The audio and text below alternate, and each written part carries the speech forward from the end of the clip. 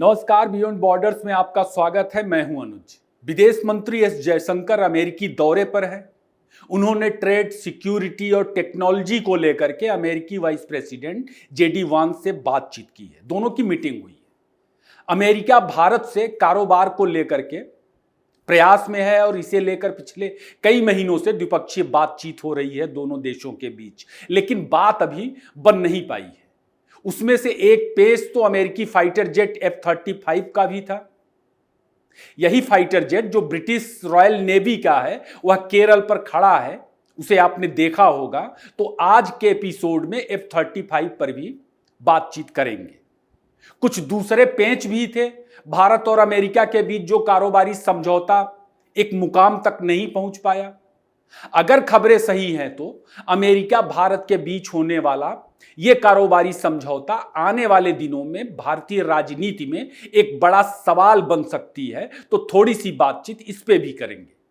लेकिन आज की जो गर्मा गर्म बातचीत है, जो खबर है, वो है अमेरिका की धरती पर एस जयशंकर का इंटरव्यू। वो इंटरव्यू जिसमें हमारे विदेश मंत्री ने अमेरिकी प्रेसिडेंट डोनाल्ड ट्रंप का बिल्कुल वही हाल किया जो हाल उनका ओवल हाउस में यूक्रेनी प्रेसिडेंट ज़ेलेंस्की के साथ मीटिंग के दौरान देखने को मिला था। बिल्कुल वैसा ही ट्रंप का हाल एस जयशंकर के इंटरव्यू से हुआ। तो इस पे बात करेंगे। ऑपरेशन सिंदूर के बाद अमेरिकी धरती पर विदेश मंत्री एस जयशंकर का यह इंटरव्यू जरूर गौर से देखना चाहिए। हमारे विदेश मंत्री ने धागे खोल दिए ट्रंप के।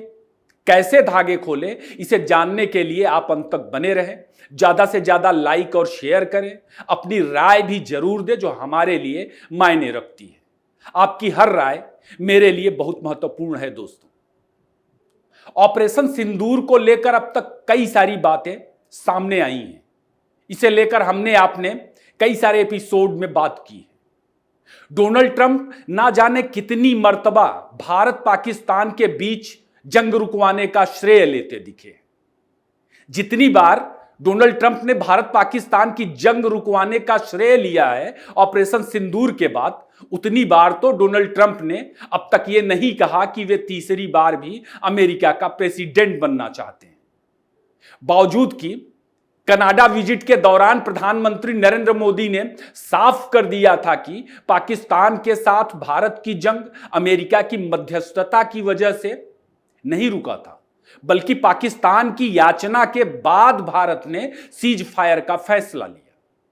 लेकिन प्रधानमंत्री की प्रतिक्रिया आने और डोनाल्ड ट्रंप को झिड़कने के बाद एक दो मौकों पर यह देखने में आया कि ट्रंप सीज फायर करवाने को लेकर के अपना गाल पहले की तरह ही बजाते नजर आ रहे थे। भारतीय विदेश मंत्री एस जयशंकर इस वक्त अमेरिकी दौरे पर है और यह दौरा भारत का कूटनीतिक दौरा तो है। भारत इस दौरे का इस्तेमाल ऑपरेशन सिंदूर पर मियां मिट्ठू बन रहे ट्रंप की मरम्मत के लिए भी बखूबी कर रहा। न्यूज वीक के साथ विशेष इंटरव्यू में एस जयशंकर ने ट्रंप की एक तरह से सरेआम बेइज्जती की। उनसे एक सवाल पूछा गया और सवाल के जवाब में न्यूज वीक से एस जयशंकर ने क्या कहा? एस जयशंकर ने कहा, अमेरिका के साथ कारोबार और पाकिस्तान के साथ संघर्ष विराम में कोई संबंध नहीं। अमेरिकी प्रेसिडेंट डोनाल्ड ट्रंप का यह दावा बिल्कुल गलत है कि उन्होंने भारत पर व्यापारिक दबाव डालकर पाकिस्तान के साथ सीज फायर करवाया। विशेष बातचीत में जयशंकर ने बताया कि उस रात को जब अमेरिकी वाइस प्रेसिडेंट जेडी वांस का फोन आया था, वह भी प्रधानमंत्री मोदी के साथ वहां मौजूद थे। वांस ने पाकिस्तान की तरफ से भारत पर बड़े पैमाने पर हमलों की चेतावनी दी थी उस बातचीत में, और भारत ने वांस के जरिए भारत को मिली पाकिस्तानी धमकी को नजरअंदाज किया और अपनी जवाबी कार्रवाई की तैयारियां की। एस जयशंकर ने न्यूज वीक को यही बताया है इंटरव्यू। जयशंकर के अनुसार जेडी वांस के फोन के बाद उसी रात पाकिस्तान ने भारत पर बड़ा हमला किया, लेकिन भारतीय सेनाओं ने तुरंत हमले का जवाब दिया। कुछ ही घंटों में पाकिस्तान को भारत की क्षमता का पता चल गया। और इसके बाद अगली सुबह अमेरिकी विदेश मंत्री मार्को रूबियो ने भी फोन किया। इस बार यह फोन जयशंकर जी को आया था। विदेश मंत्री जयशंकर साहब ने बताया कि फोन पाकिस्तान की तरफ से मार्को रूबियो वाला असल में शांति समझौते के लिए आया था और इसके बाद पाकिस्तानी डीजीएमओ ने अपने भारतीय समकक्ष लेफ्टिनेंट जनरल राजीव घई को फोन करके सीज फायर मांगा। आपको मालूम ही है कि भारत ने पाकिस्तानी डीजीएमओ के पहले फोन को अनसुना कर दिया था और जब दूसरी बार फोन आया तो भारत भी सीज फायर पर सहमत हुआ। तो इस बात में कहीं भी अमेरिका या डोनाल्ड ट्रंप नहीं दिखते, उनकी मध्यस्थता नहीं दिखती। एक तरह से वे भारत को धमकाते दिखते हैं, जिसके बाद भारत का क्या जवाब रहा उसे जयशंकर साहब ने सार्वजनिक रूप से एक मीडिया इंटरव्यू में जिम्मेदारी के साथ बताया। सीज फायर के बाद पाकिस्तान ने ईरान की तरह कश्मीर में 2-4 ड्रोन उड़ाकर अपनी जीत को प्रचारित किया। यह बात भी आपको बताने की जरूरत नहीं। भारतीय विदेश मंत्री का पूरा इंटरव्यू ट्रंप प्रशासन के लिए किसी किरकिरी से कम नहीं। इसका क्या मतलब है इसे समझाने की जरूरत नहीं, यह बहुत बड़ी बात है। ऑपरेशन सिंदूर को लेकर भारत ने अमेरिका की जमीन पर ही उसके प्रेसिडेंट को सार्वजनिक रूप से झूठा करार दे दिया और एक तरह से पूरी दुनिया को बताया कि हम अमेरिका के पिछलग्गू नहीं हैं, बल्कि बराबरी का बर्ताव चाहते हैं। ठीक है, हम सालों गुलामी की वजह से पूंजीवादी व्यवस्था में अमेरिका से पिछड़े दिख सकते हैं, लेकिन हमारी क्षमताएं असल में किसी से कम नहीं। अगर हमें किसी की जरूरत है तो किसी और को भी हमारी ज्यादा जरूरत है। भारत ने यह भी संदेश दिया कि पाकिस्तान भविष्य में अगर हरकत करेगा तो उसे फिर कूटा जाएगा और अमेरिका की जमीन से संदेश दिया जिसके मायने निकलते हैं। उसे कोई अमेरिका चीन नहीं बचा सकता भारत के जवाब से, क्योंकि ऑपरेशन सिंदूर में भारत ने अपनी आत्मनिर्भरता और अपनी ताकत का प्रदर्शन किया। अब अमेरिका में जयशंकर ने जिस तरह पूरी बातचीत की, पूरा ब्यौरा पेश किया कि सीज फायर की सहमति भारत और पाकिस्तान के बीच कैसे हुई। ट्रंप अगर यहां से आगे कुछ बोलते हैं तो वह अपनी ही बेइज्जती करवाएंगे। इंटरव्यू के बाद भारत पाकिस्तान सीज फायर को लेकर अमेरिकी मीडिया ही ट्रंप का मजाक बनाएगी। दोस्तों, यह अमेरिका को भारत की तरफ से हाल के दिनों में मिली दूसरी सबसे बड़ी बेइज्जती है। इससे पहले जिस तरह भारत के देसी air command and control system ने अमेरिकी फाइटर जेट F-35B को इंटरसेप्ट किया था, वह भी एक करारा झटका था। यह फाइटर जेट दुनिया के सबसे प्रतिष्ठित फाइटर जेट्स में शुमार किया जाता है और दावा तो यहां तक है कि कोई रडार सिस्टम इसे पकड़ ही नहीं सकता, लेकिन आप देखिए कि भारत ने उसे पकड़ लिया। यह विमान फिलहाल टेक्निकल ग्लिच की वजह से केरल के तिरुवनंतपुरम एयरपोर्ट पर खड़ा है। यह फाइटर जेट असल में ब्रिटिश रॉयल नेवी का हिस्सा था और हिंद महासागर में आया था। कहा जा रहा कि इजराइल ईरान में जंग की वजह से इसे बैक सपोर्ट के लिए रोक लिया गया था, लेकिन इसी दौरान यह भारत के कुछ दक्षिणी इलाकों की कथित तौर पर जासूसी करने की कोशिश करते दिखा। या फिर ऐसा भी कहा जा रहा कि भारत के रडार सिस्टम की क्षमता का पता लगा रहा था, लेकिन पकड़ा गया। विमान कई दिनों से केरल में खड़ा है। किस तरह खड़ा है आप देख ही रहे होंगे, मीम्स का विषय बन गया है। अब तकनीकी दिक्कत है या कुछ और, यह वही लोग जाने। बावजूद कि भारत ने तकनीकी मदद की पेशकश की, लेकिन ठुकरा दिया गया। भारत ने कहा कि ठीक है भैया, आप खुद ठीक करिएगा, लेकिन हमारे हैंगर में तो रख लीजिए। बारिश में भीग रहा है, बारिश में जंग वगैरह से इसके पुर्जे भी खराब हो सकते हैं। वैसे भी मानसून में केरल में मूसलाधार बारिश होती है, लेकिन ब्रिटिश एजेंसीज ने यह पेशकश भी भारत की ठुकरा दी। शायद उन्हें डर है कि भारत उनके विमान की तकनीकी चीजों का पता लगा सकता है, तो विमान अभी भी खुले में ही खड़ा है।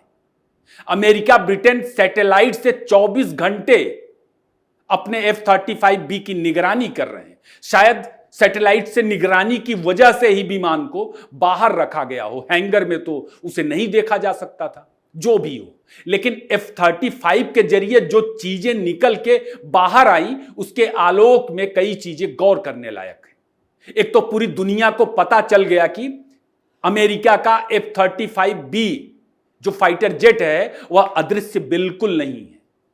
दुनिया के लिए अदृश्य हो सकता है, मगर भारत के लिए तो नहीं है। तो दुनिया के तमाम देशों के लिए, अमेरिकी अचूक हथियार के लिए भारत के पास एक काट है, भारत ने इसे दिखाया। दूसरा, F-35B किसी के लिए भी बहुत खर्चीला सौदा है। केरल की घटना से यह भी पता चला कि इसकी मरम्मत वगैरह बिल्कुल आसान नहीं। तो F-35 के बाजार पर इसका क्या असर पड़ेगा यह बताने की जरूरत नहीं। भले ही पश्चिमी मीडिया इस खबर को छाप नहीं रहा हो, दिखा नहीं रहा हो, मगर अब यह बात खासकर डिफेंस एक्सपर्ट्स के लिए दुनिया भर के कोई लुकी छिपी बात नहीं। और तीसरी बात यह कि अमेरिका टैरिफ के बहाने भारत के साथ कारोबारी डील करना चाहता है और उसमें वह अपने F-35B विमानों को भी बेचने की तिकड़म लगा रहा था, जिसे भारत पहले ही खारिज कर चुका है। तो ट्रेड सिक्योरिटी और टेक्नोलॉजी को लेकर विदेश मंत्री एस जयशंकर अमेरिका में जो बातचीत के लिए गए हैं, जो प्रतिनिधिमंडल वहां पर बातचीत के लिए मौजूद है, उसमें अब अमेरिका F-35 की मार्केटिंग तो नहीं कर पाएगा। एक अमेरिकी प्रेशर बातचीत में खत्म हुआ। बावजूद की तकनीक में पिछड़ने की बात भारत से वह भी अमेरिका बिल्कुल नहीं पचा पाया होगा। कुछ न कुछ तिकड़म अमेरिकी कर रहे होंगे। जो भी हो, भारत अमेरिका के कारोबारी जरूरतों के लिए पिछले कई हफ्तों से दोनों देशों के बीच बातचीत हो रही है। अभी बिजनेस की एक प्रतिष्ठित समूह मनी कंट्रोल ने अपनी रिपोर्ट में दावा किया है कि भारत और अमेरिका के बीच कुछ मुद्दों पर सहमति बन चुकी है। इसमें एग्रीकल्चर और डेयरी सबसे अहम बताए जा रहे हैं।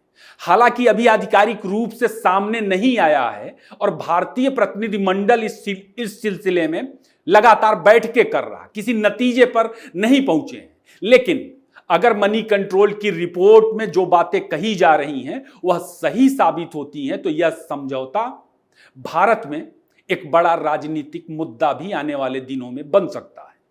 एग्रीकल्चर और डेयरी सेक्टर में अमेरिका अपनी शर्तों पर घुसना चाहता है। बहुत लंबे वक्त से वह इस फिराक में। भारत की अपनी शर्तें थी। एग्रीकल्चर अभी भी भारत की अर्थव्यवस्था का एक मजबूत आधार है। भारत सीमित रूप में इसके दरवाजे विदेशों के लिए खोलना चाहता है। और जहां तक बात डेयरी मार्केट की है, अमेरिका के डेयरी कारोबार में बीफ का इस्तेमाल होता है। यह धार्मिक सांस्कृतिक रूप से भारत के लिए एक संवेदनशील मुद्दा है और खासकर मोदी जी के लिए। तो अभी रिपोर्ट्स में समझौते की जो सहमतियां जताई जा रही कि सहमति हो गई, लेकिन समझौता हुआ भी है या नहीं, और हुआ है तो किन शर्तों पर, यह देखने वाली बात होगी। मगर डेयरी और एग्रीकल्चर के सवाल पर यह समझौता भविष्य में भारत की राजनीति में एक बड़े मुद्दे के रूप में सामने आ सकता है। तो इस पर नजर रहेगी। बाकी भारत पाकिस्तान की सीज फायर में चौधरी बनने की अमेरिकी कोशिशों का गुब्बारा तो एस जयशंकर साहब ने अमेरिका की धरती पर फोड़ ही दिया। यह पाकिस्तान समेत भारतीय धरती पर मौजूद भारत विरोधी पाकिस्तानी सिंडिकेट के लिए भी किसी बुरी खबर से कम नहीं, सदमे से कम नहीं। जिन्हें लग रहा था कि डैडी ट्रंप बहुत 20 हैं, ऑपरेशन सिंदूर पर उन डैडी ट्रंप की हालत न्यूज़वीक के इंटरव्यू से अब पूरी दुनिया देख रही होगी। आज के लिए बस इतना ही। वीडियो कैसा लगा जरूर बताएं। फिर किसी नए टॉपिक पर मुलाकात होगी। आपने इतना वक्त दिया, आपका बहुत बहुत धन्यवाद।